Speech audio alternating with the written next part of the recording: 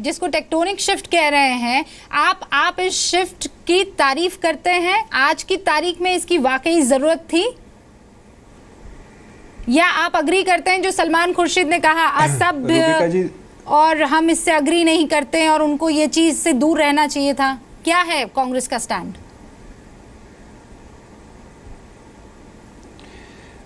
रूबिका जी, मैंने अगर ठीक सुना हो तो आपके पैनल पे एक बलूचिस्तान से भी प्रवक्ता बैठे हैं।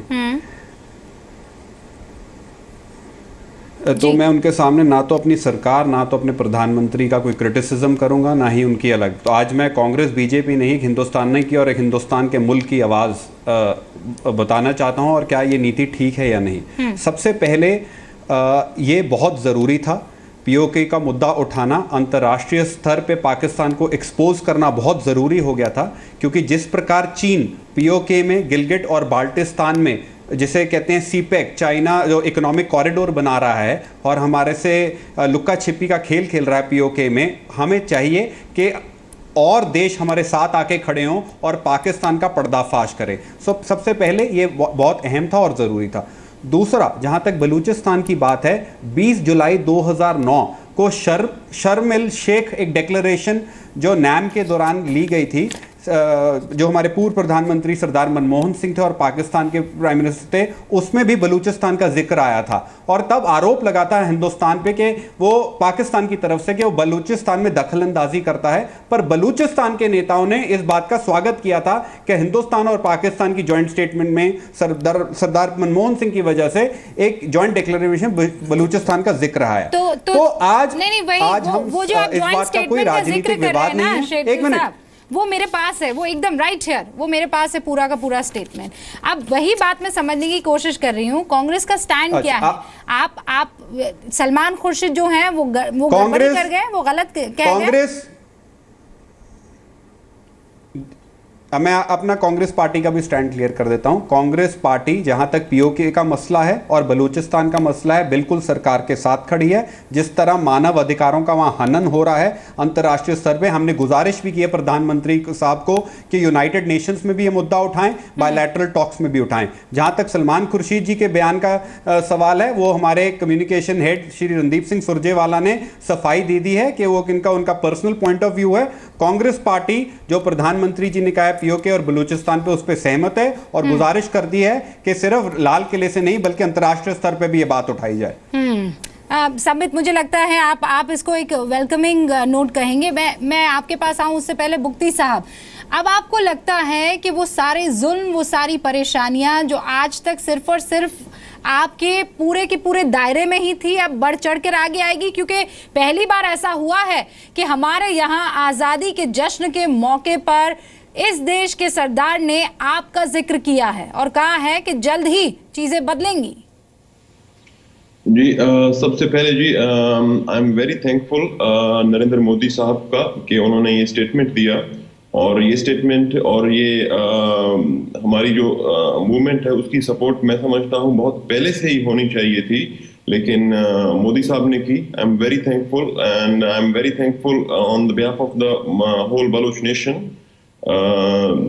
आई थिंक कि ये जो डेवलपमेंट हुई है ये बहुत ही इंकरेजिंग है हमारे लिए, हमारे पूरे कौम के लिए। लेकिन एक चीज I just want to add कि ये इंडिया की एक रिएक्शन पॉलिसी नहीं होनी चाहिए अगेंस्ट पाकिस्तान। मैं समझता हूँ ये इंडिया की एक फॉरेन पॉलिसी होनी चाहिए, बीइंग अ रिस्पॉन्सिबल नेबर, और एक सबसे बड़ी डेमोक्रेसी होने के नाते उनका एक फर्ज बनता है कि वो अपना रोल प्ले करें, जैसे कि उन्होंने अपना रोल प्ले किया था 1970s में बांग्लादेश में इंटरफेयर करके, वहाँ के लोगों को रेस्क्यू किया और उनको जो उनका हो रहा था जेनोसाइड, उससे बचाया। तो आई थिंक जेनोसाइड शब्द का इस्तेमाल कर रहे हैं और आप एक बहुत बड़ी बात यहाँ पर कह रहे हैं। पार्था सारथी साहब को मैं अब डिबेट में इंक्लूड करना चाहूंगी। पार्था सारथी साहब, आप देख रहे हैं, इससे पहले मुझे नहीं लगता कि इस किस्म की डिबेट हुई पाकिस्तान को लेकर। जब कभी भी कोई डिबेट हुई है वो ये कि आप कश्मीर का राग अलाप रहे हैं, लेकिन अब जो है आप देखिए वाकई एक शिफ्ट हो गया है। ये नीति में भी शिफ्ट नजर आ रहा है, डिबेट्स में भी ये शिफ्ट नजर आ रहा है। देखिए, सबसे पहले मैं बहुत खुश हूं कि बुक्ती बिरादरी के एक नुमाइंदे यहाँ हैं। इसलिए कि नवाब अकबर बुख्ती के साथ मेरे बहुत ही निकट संबंध थे जब मैं कराची में था, और उनके परिवार में जो सरदार शेरबाज मज़ारी, उनके घर में नवाब बुख्ती से मिला करता था, और बुख्ती साहब को बड़ी जुल्म के साथ उन पर हवाई हमला किया गया और वो मिटा दिए गए थे पाकिस्तान फौज से। तो मैं खुश हूँ कि बुख्ती बिरादरी से कोई यहाँ हाजिर हैं। दूसरी बात मैं ये कहना चाहता हूँ कि हमें ये भी सकना चाहिए कि पाकिस्तान जो है हमारे नक्शाओं में क्या दिखाता है, उनके नक्शाओं में हमारे बारे में, कि हैदराबाद और जूनागढ़ उनके एक हिस्सा है। ये सब छोड़िए, लेकिन असलियत ये है कि जो बलूचिस्तान प्रांत है वो कभी पाकिस्तान का हिस्सा नहीं था। आज़ादी के 10 दिन पहले अगस्त 4 को जिन्ना साहब ने ऐलान किया कि ये एक आज़ाद जगह है, पाकिस्तान का हिस्सा नहीं है। वही दिन एक समझौता पर हुआ अफगान जो बलूचिस्तान के शासक थे खान ऑफ कलाट और पाकिस्तान सरकार के बीच में, जहां पाकिस्तान सरकार ने कबूल किया कि ये ब्रिटिश इंडिया का कभी हिस्सा नहीं थे और ये एक आज़ाद खुद मुख्तियार देश है। और उसके बाद इलीगल तरीके से और फिर इलीगल तरीके से, और फिर 2009 को जो वो खान ऑफ कलाट के जो साहिबजादे हैं जो अभी लंदन में रहते हैं, उन्होंने आज़ादी की ऐलान कर दी है दोबारा। सर ये बात ये तो दुनिया जानता है ना पार्थसारथी जी। नहीं बट पाकिस्तान नहीं, मेरा कहना ये है हाँ। कि एक लीगल केस भी है हमारे जो हम अंतर्राष्ट्रीय समुदाय को पेश कर सकते हैं, जैसे कि पाकिस्तान कहता है कि कश्मीर एक विवादित इलाका है, ये आपको समझना। दूसरी बात ये है कि 4 जंग लड़े हैं पाकिस्तानियों ने जो हमें सामने रखना चाहिए बलूचियों के खिलाफ 1948 से। ये जो चौथा जंग 2003 को शुरू हुआ, सुप्रीम कोर्ट के अनुसार 15,000 लोग गायब हो गए हैं पाकिस्तान ISI की गिरफ्तारी के बाद। नहीं, मेरे पास जो आंकड़ा है sir, it says 20,000 15,000 missing according to supreme court. तो बात यह है कि हमारे पास केस बहुत तगड़ा है इसे अंतर्राष्ट्रीय समुदाय के सामने ले जाने के लिए, जिस तरह पाकिस्तान हमारे खिलाफ प्रोपेगेंडा कर रहा है जम्मू कश्मीर पे, क्योंकि हमारे यहाँ। अब मुझे एक बात समझाइए, अगर ये सारी चीजें इतनी स्ट्रांग है, ये सारी चीजें वाकई बहुत पहले से आज की तारीख में तो हुई नहीं, तो कहाँ लैग कर रहे थे हम कि आज जाकर हम अपनी पॉलिसी को शिफ्ट कर रहे हैं? हम इसलिए इसे सामने नहीं ले गए क्योंकि हम सोच रहे थे कि पाकिस्तान कभी ना कभी समझदार बनेगा, लेकिन अभी इनका समझदार बनने का कोई इशारा नहीं है, ना कोई इरादा है। तो इस समय एक हमें कभी कभी कठोर निर्णय लेने चाहते हैं। देखिए, अगर हम चाहें तो हम ये भी कह सकते हैं कि पाकिस्तान और अफगानिस्तान के बीच जो सीमा है, जो पाकिस्तान कहता है वो अवैध है, क्योंकि किसी अफगान ने उसे कबूल नहीं किया। ये वक्त का तकाजा था और आज की तारीख में जो स्टैंड है। और अगर वक्त का तकाजा फिर आए तो और चीजें हैं हमारे हाथ में इस्तेमाल करने के लिए। संबित, क्या इसी लाइन पर सरकार भी सोच रही है और इसीलिए इतना स्ट्रांगली आगे बढ़ा जा रहा है? ठीक है संबित, मैं आऊँ एक सेकेंड, शायद शैगिल साहब कुछ कहना चाह रहे हैं। हाँ बताइए शैगिल।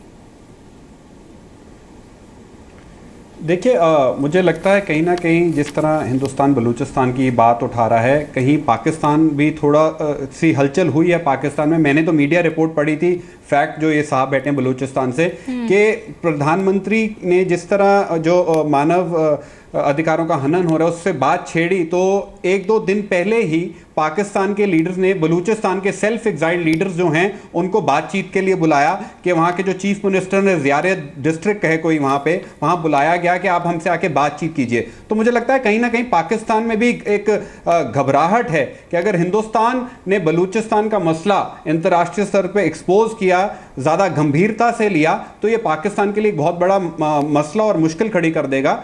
तो इसका बात का कहीं ना कहीं जब उठी है, चाहे 2009 में हो, आज हो, असर जरूर हुआ है, पर हमें अब इसको एक दूसरे लेवल पे लेके जाना चाहिए, चाहे वो सार्क में हो, चाहे वो यूनाइटेड नेशंस में हो, चाहे वो ट्रेड सैंक्शंस की बात में हो।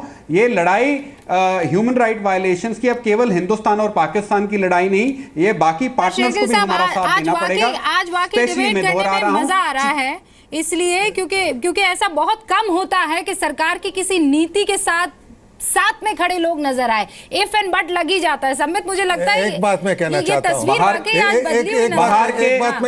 जब मुल्क की बात हो, आई एग्री, जब मुल्क की बात हो कांग्रेस हमेशा साथ खड़ी होती है, संबित जानते हैं, और खासकर जब बाहर के देशों के प्रवक्ता होते हैं तब आज तक कांग्रेस ने कभी भी सरकार की किसी नीति की निंदा नहीं की। मैं इससे सहमत हूं। जब कभी संकट देश के सामने आया है, हमारे जो राजनीतिज्ञ हैं संसद में बहुत समझदारी से काम की है, और मैं बहुत खुश हूं कि इस विषय पर भी उसी तरह के समझदारी दिखाया जा रहा है। संबित, मुझे लगता है ये एकजुटता इसकी बहुत ज्यादा जरूरत थी, और न जाने कब से थी। आज की तारीख में वाकई मतलब ये गजब की आजादी मिल गई है, जबरदस्ती के पॉलिटिकल डिबेट से आज आजादी मिल गई है। देखिए, अभी मेरे भाई जयवीर जी बड़ा अच्छा बोलते हैं। उन्होंने कहा कि आज चूंकि एक प्रवक्ता बाहर से बैठे हैं इसलिए हम सपोर्ट कर रहे हैं। अच्छी बात है, जब वो ना बैठे हों तो भी सपोर्ट जारी रखिएगा तो और अच्छा लगेगा। और हाउ वैसे भी सपोर्ट करते हैं, जो हमारे मित्र हैं कह दिया, हम सपोर्ट कर रहे हैं। सीनियर लीडर्स, नहीं सीनियर, मैं थोड़ा रेटोरिक्स में सुन लीजिए। आज अच्छा दिन है, थोड़ा मजे भी लीजिए। ऐसा इतना ज्यादा परेशान मत होइए। अच्छा, सरहद पार से हमारे दूसरे देखिए बड़ी बात है कि मेहमान है वो भी इसमें अपनी बात रखना चाहते हैं। संबित, मैं जरा कंप्लीट कर लूं, 2 मिनट कह लूं, दो छोटे विषय रख लूं, उसके बाद जरूर। देखिए, मैं बलूचिस्तान के विषय में कहना चाहता हूं कि बलूचिस्तान में जो ह्यूमन राइट वायलेशंस हो रहा है उससे केवल एट्रोसिटीज का नाम मत दीजिए, दे आर जीनोसाइड। आप देखिए, आज 2 सबसे बड़ी प्रॉब्लम है बलूचिस्तान में। एक मिसिंग पर्सन, अभी पार्थसारथी जी ने 15,000 कहा, आपने 20,000 कहा, कई रिपोर्ट्स 25,000 भी कह रही हैं, जो कि जोहरा यूसुफ का है। खुद वहां वो ह्यूमन राइट कमीशन की एक्टिविस्ट है, चेयरपर्सन है पाकिस्तान में, उन्होंने 25,000 पे खड़ा किया है।